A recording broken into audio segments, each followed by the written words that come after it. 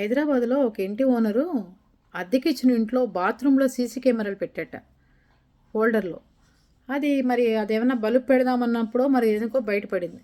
బయటపడితే అద్దెకున్న వాళ్ళు వెళ్ళి రెంట్కున్న వాళ్ళు పోలీస్ కంప్లైంట్ ఇచ్చారట, ఇలా సంగతి ఇలా పెట్టాడని. ఇంకా వచ్చిన తర్వాత ఇంటి ఓనర్ వాళ్ళ మీద పెద్ద పెద్ద తగాదాలాడి వాళ్ళని మా అనరాని మాటలని వాడు ఇష్టారాజ్యంగా మాట్లాడట.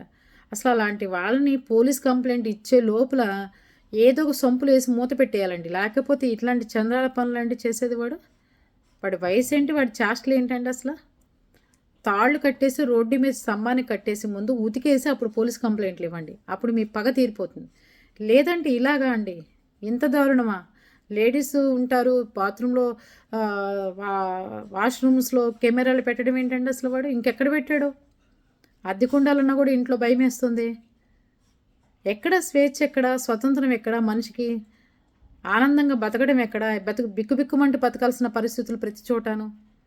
చాలా దారుణమైన సంఘటనలు జరుగుతున్నాయి. ఎక్కడనే ఎత్తుక్కుంటాం, ఏ బల్బులో పెట్టారో, ఏం చేస్తున్నారో ఎక్కడనే ఎత్తుక్కుంటాం. ఇది పరిస్థితి.